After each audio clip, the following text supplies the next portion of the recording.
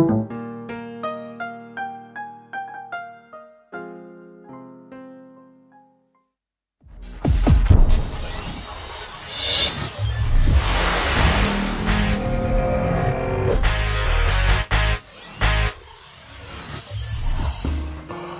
Student, फिर आज मैं आपके सामने लाया हूँ कल का जो टॉपिक हमने डिस्कस किया उसका हम आज कंटिन्यूस करेंगे। तो फिजिकल फिटनेस का अभी दूसरा जो पॉइंट है एंड्योरेंस यानी स्टेमिना। और ये एंड्योरेंस क्या है, स्टेमिना क्या है, उसके बारे में हम थोड़ा बताएंगे। It is ability to resist fatigue for long times। Endurance या स्टेमिना किसको बोलते हैं? जो भी हम एक्सरसाइज करते हैं, जो भी हम एक्टिविटी करते हैं, उस एक्टिविटी को हम लंबे समय तक कर सकते हैं। एंड्योरेंस मतलब इसमें है सहन क्षमता, हम जितना उसको सहन कर सकते हैं। जो भी एक्टिविटी हम कर रहे हैं, जो भी एक्सरसाइज हम कर रहे हैं, उसको बहुत लंबे समय तक करना, उसको एंड्योरेंस माना जाता है। जिस प्लेयर्स या जो भी आदमी के अंदर काम करने का ज़्यादा एंड्योरेंस होता है, वो लोग काम बहुत लंबे समय तक करते हैं। तो ज़्यादातर स्पोर्ट्स में ये होता है कि टीम गेम, मेजर गेम, जैसे कि फुटबॉल प्लेयर जो है 90 मिनट्स का गेम खेलता है। और लाउन टेनिस का भी बहुत लंबा समय तक चलता है, उसका कम से कम फेज 1 फेज 2 बॉल के साथ बहुत स्कोरिंग होता है, उसमें खेलना पड़ता है। और है हैंडबॉल है, हॉकी है, जितना भी मेजर्स गेम है वो सब में बहुत लंबे टाइम तक, ड्यूरेशन लंबा तक खेलना पड़ता है। इसीलिए उन लोगों के लिए एंड्योरेंस होना बहुत ज़रूरी है। तो फिजिकल फिटनेस में ये एंड्योरेंस जो है बहुत एक इम्पोर्टेंट रोल करता है। और ये एंड्योरेंस का और एक टाइप्स भी है।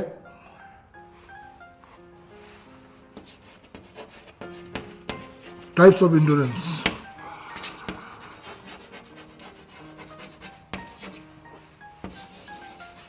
इसका 4 टाइप है। सबसे पहला है speed endurance.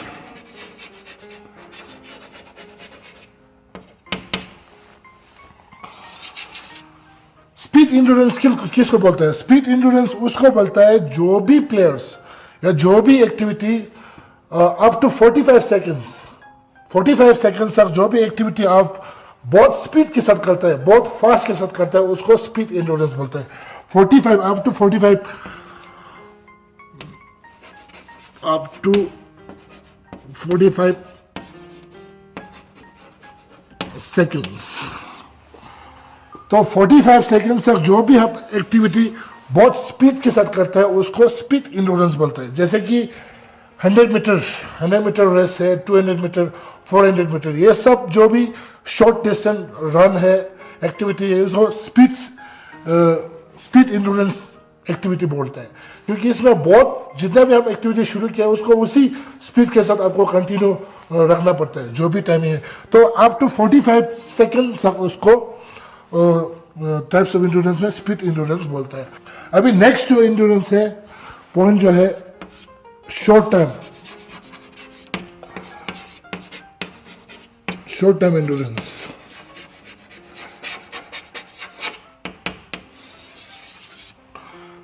Short term endurance है ये एक्टिविटी जो है, अभी स्पीड जो एंड्योरेंस है 45 तक है। अभी जो नेक्स्ट जो है शॉर्ट टर्म एंड्योरेंस है 45 मिनट से 45 सेकंड से 2 मिनट तक। 45 सेकंड से 2 मिनट तक जो भी एक्टिविटी करता है उसको शॉर्ट टर्म एंड्योरेंस एक्टिविटी बोलते हैं। जैसे कि इसमें होता है कि 800 metre run for example,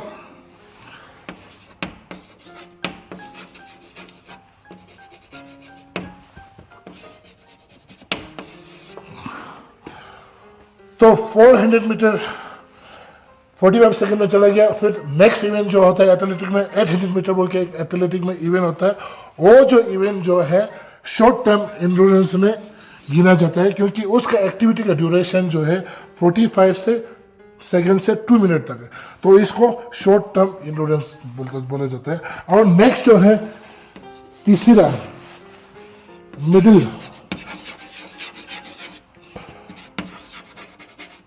term endurance. Middle term जो एंड्योरेंस है वो है अभी 45 सेकंड से 2 मिनट तक, ये अभी 2 मिनट से 11 मिनट तक, up to 2 minute to 11 minute. Middle term endurance उसको बोलता है, उस एक्टिविटी को बोलता है जो 2 मिनट से 11 मिनट तक, उस एक्टिविटी को मिडिल टर्म बोलता है। उसमें ज्यादा एक्टिविटी होता है 1500 मीटर रन और 3000 स्टीपल चेस बोल के होता है एथलेटिक में। वो सारे एक्टिविटी जो है मिडिल टर्म एंड्योरेंस में आता है। और एक लास्ट जो है long term.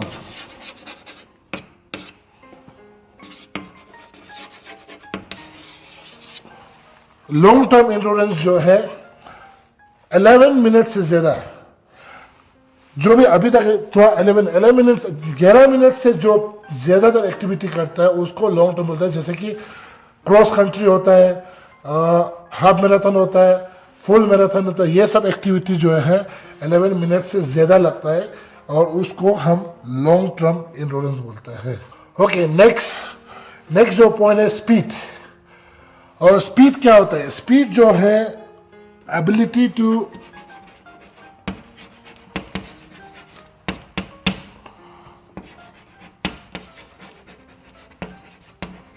complete a task in shortest possibility of time.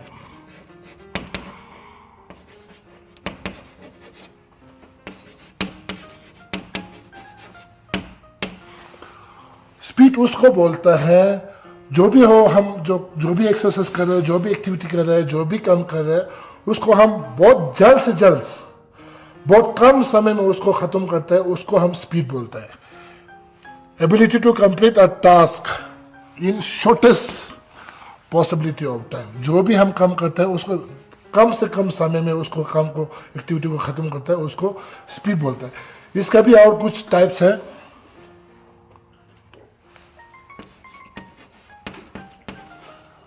Types of speed.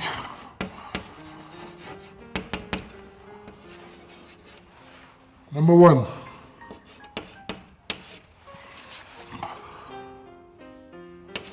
reaction time.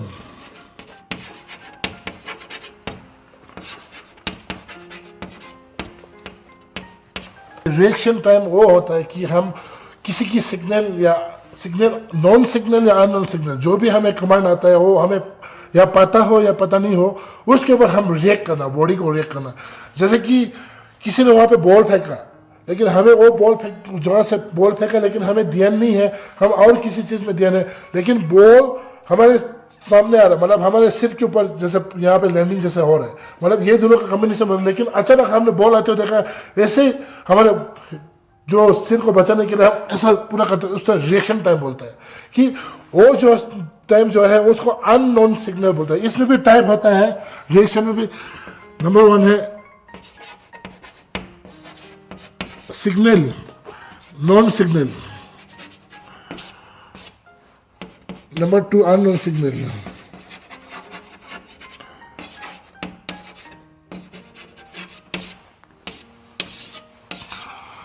अब सिग्नल क्या है, नॉन सिग्नल क्या है? कि जैसे कि हम 100 मीटर दौड़ना है, 100 मीटर दौड़ना है, हमें पता है कि वहां से स्टार्टिंग ब्लॉक में हमें कमांड आने वाला, हमें पता है स्टार्ट एक्शन पोजीशन स्टार्ट गो, ये सब आने वाला हमें पता है। उसको नॉन सिग्नल बोलो। सिग्नल के ऊपर हमें जो भी सिग्नल था, उस सिग्नल आने के बाद हम उसको दौड़ना है, उस चीज को हमें करना है, उसको पता है, इसलिए हम नॉन सिग्नल बोलते हैं। रिएक्शन टाइम एक।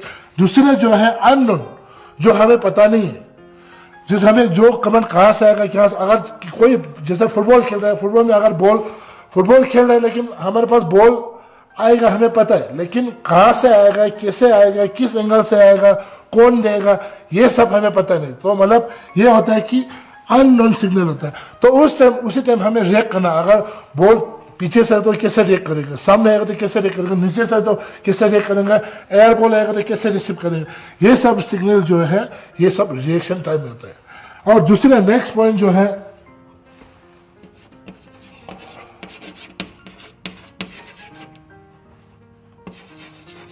एक्सीलरेशन।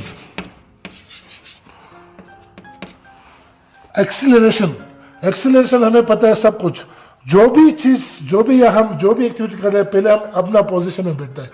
तो अनलेस एंड अनटिल हमारा जो इनर्शिया ब्रेक नहीं होता है, तो हम जैसे इनर्शिया ब्रेक करते हैं हम एक्सीलरेट करते हैं। जैसे हमें बाजार जाना तो हमने गाड़ी स्टार्ट किया तो अपना ओरिजिनल पोजीशन से हमने गाड़ी स्टार्ट करके एक्सीलरेट किया।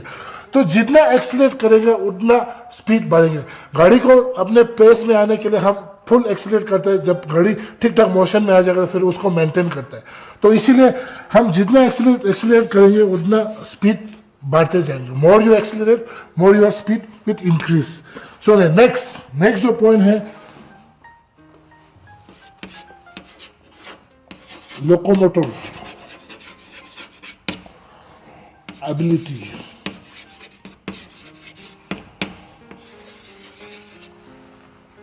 अब लोकोमोटिव एबिलिटी ये है, ये भी स्पीड में आता है। अब हमने एक्सीलरेट किया, हमने कितना तक एक्सीलरेट किया वो सब हमने पूरा किया, लेकिन जब अपना पेस में आने के बाद, अपना मोशन में आने के बाद उस पेस को हम मेंटेन करता है, कुछ समय तक, उसको लोकोमोटिव एबिलिटी बोलते हैं। हमारा लिम्स जो है, हमारा हाथ पैर, हम जब दौड़ेगा तो 100 मीटर दौड़ेगा तो पहले हमने स्टार्टिंग किया, फिर एक्सीलरेट किया, फिर बीच में हमने लोकोमोटिव मोशन एबिलिटी अप्लाई की, क्यों कि बीच में थोड़ा उस स्पीड को मेंटेन करना पड़ता है। फिर फिनिशिंग में आएगा तो फिर उसको थोड़ा रिलैक्सेशन करना पड़ता है। तो जितना स्पीड है उस स्पीड को, उसी स्पीड का लेवल जो है मेंटेन करता है, उस मेंटेन करने को बोलता है कि लोकोमोटिव एबिलिटी बोलता है। ओके, नाउ नेक्स्ट पॉइंट जो है, मैं नीचे जगह नहीं ऊपर लिख देता हूं, स्पीड इंडोरेंस। हमने पहले भी इसको डिस्कस किया है।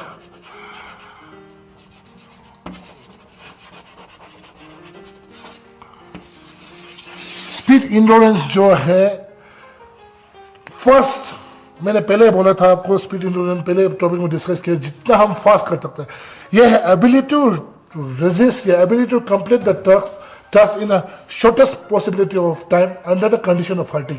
ठीक है, हमने एक रन किया कम से कम अभी 10-20 मिनट रनिंग किया और हमें पूरा बॉडी थका हुआ है, पूरा मसल्स बॉडी पूरा सब थका हुआ, फिर भी हमें उस एक्टिविटी को कंटिन्यू करके जितना फास्ट से फास्ट कम समय में कंप्लीट किया, उसको स्पीड इंडोरेंस बोलते हैं। ओके स्टूडेंट, अभी हमने पढ़ा फ्लेक्सिबिलिटी।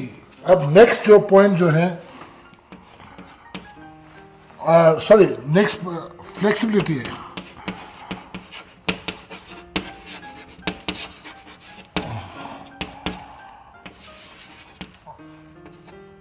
फ्लेक्सिबिलिटी ऐसा एक चीज है जो सब स्पोर्ट्स में होना ज़रूरी है।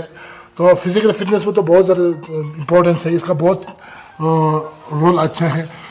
फ्लेक्सिबिलिटी उसको बोलता है कि हम जितने भी जॉइंट्स, हमारे बॉडी के अंदर बहुत सारे जॉइंट्स होता है, तो वो जॉइंट्स सब का एक रेंज ऑफ मोशन होता है और रेंज ऑफ मूवमेंट होता है। उस मूवमेंट को हम कितना कवरेज कर सकते हैं, अपना जितना भी जॉइंट, जैसे कि शोल्डर जॉइंट्स है, एल्बो जॉइंट्स है, हिप जॉइंट्स है और नी एंकल, बहुत सारा जॉइंट्स होता है और वो सब जॉइंट्स का अलग अलग मोशन होता है और अलग अलग एक एंगल्स, अलग अलग कुछ जॉइंट्स ऐसा होता है, कुछ एंगल्स में काम करता है, कुछ एंगल्स में नहीं होता है।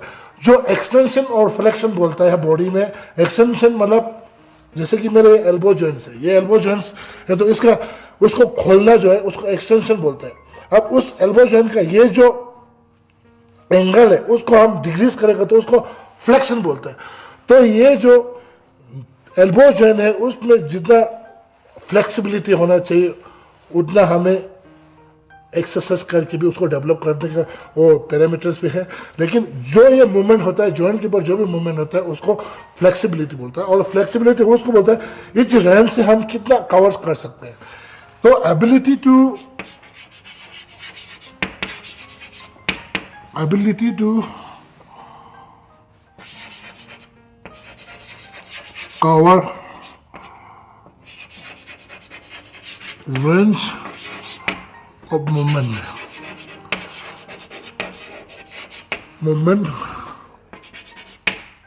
joints। तो इसमें भी बहुत सारा सब टॉपिक है। तो सबसे पहले पैसिव फ्लेक्सिबिलिटी।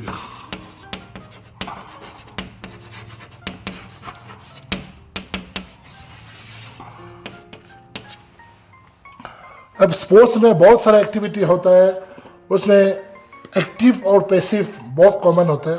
तो एक्टिव और पैसिव किसको बोलते हैं? पैसिव जो है हम खुद से विदाउट एनी एक्सटर्नल हेल्प, तो हम खुद से जो भी हमारा फ्लेक्सिबिलिटी डेवलप करने के लिए एक्सरसाइज होता है वो सब हम प्रैक्टिस करते हैं, उसको बोलते हैं पैसिव फ्लेक्सिबिलिटी, मतलब विदाउट एनी एक्सटर्नल हेल्प। और दूसरा जो है active flexibility.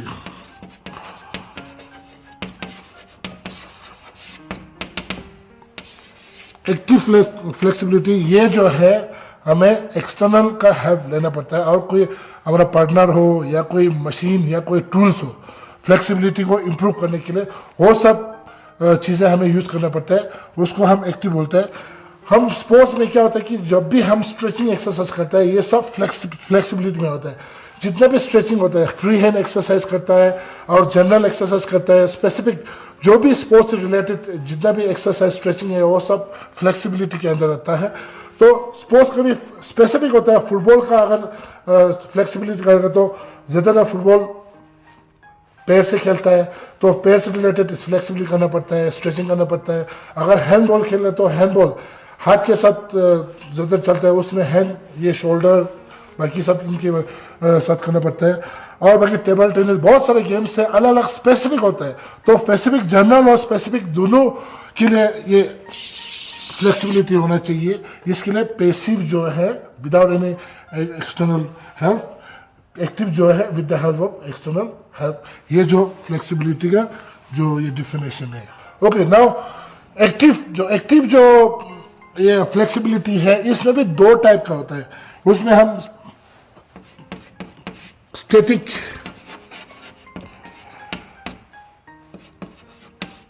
Dynamic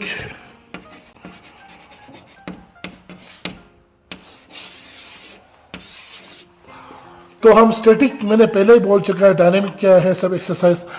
static exercise जो होता है, स्टैटिक जो स्ट्रेचिंग ये होता है कि एक ही जगह में बैठ के हम जितना भी जॉइंट्स है उसका रेंज ऑफ मोशन जितना ज़्यादा कवर कर सकते हैं एक ही जगह में बैठ के विदाउट एनी मूवमेंट। और जो डायनामिक जो और जितना भी मोशन के साथ होता है, मूवमेंट के साथ जो स्ट्रेचिंग करता है, मूवमेंट के साथ जो रेंज ऑफ मोशन को कवर करता है, उसको हम डायनामिक फ्लेक्सिबिलिटी बोलता है। ये हो गया फ्लेक्सिबिलिटी। अब नेक्स्ट हम डिस्कस करेंगे कोऑर्डिनेशन, क्या होता है कोऑर्डिनेशन बॉडी में। ओके, नाउ नेक्स्ट पॉइंट जो है, नेक्स्ट और लास्ट पॉइंट है ये इसका फिजिकल फिटनेस का coordination.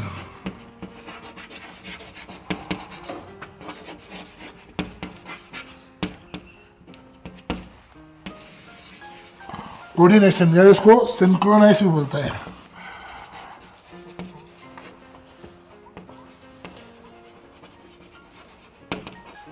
Synchronisation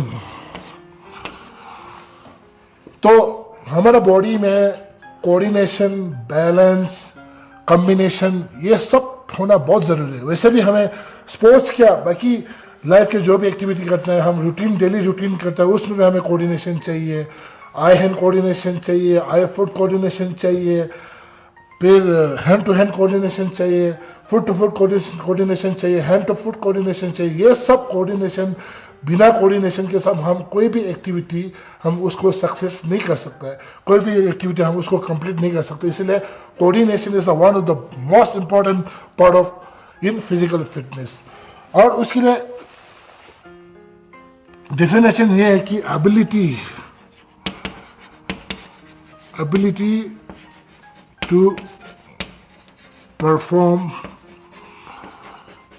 any task with combination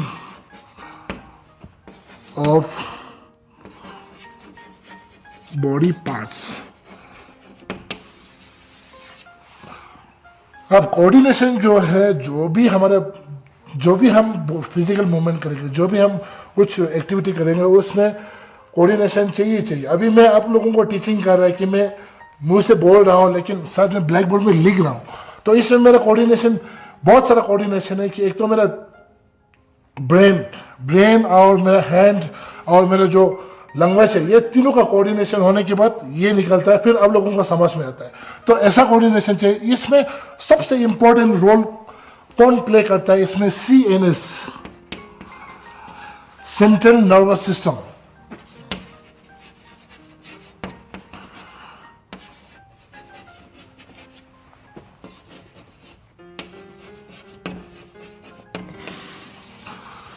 central nervous system जो है ये सबसे ज़्यादा इंपॉर्टेंट रोल प्ले करता है इसमें, क्योंकि हमारा बॉडी जो है, फिजियोलॉजी जो है, बहुत सारा सिस्टम से बना हुआ है।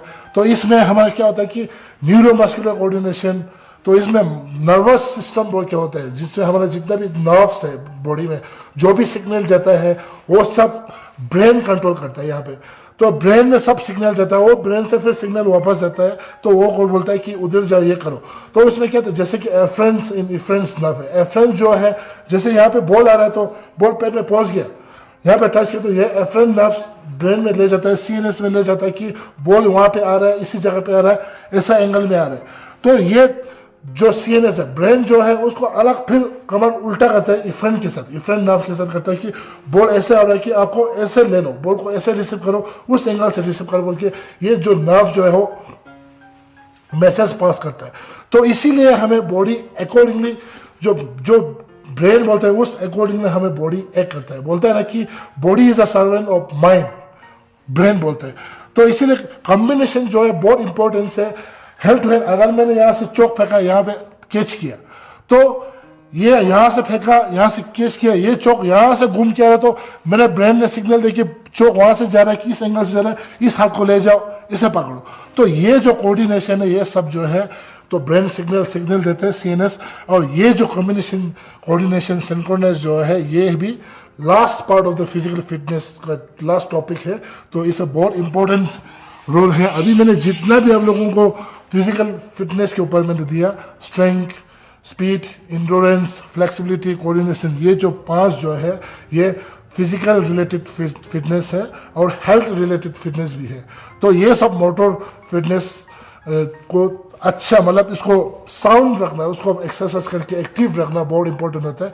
अगर ये जो मैंने आप लोगों को 2 क्लास में आपको जो भी लेक्चर दिया, ये 5 के 5 अगर आपके पास बहुत अच्छा हो, तो ये बिल्कुल साउंड एंड बहुत एक्टिव हो, तो फिर आप फिजिकली फिट हो। अगर ये जो 5 अभी मैंने जो पॉइंट दिया, वो 5 strength, speed, endurance, flexibility, coordination, ये सब आपकी बॉडी में अच्छा नहीं हो, तो फिर आपका फिजिकल फिटनेस नहीं है। तो आपकी बॉडी में कुछ ना कुछ आलसीनेस, डेजीनेस, आपके फिर मतलब ऐसा होता है कि नहीं यार, कल छोड़ो, आज छोड़ो, कल करेंगे, ऐसा जो रूटीन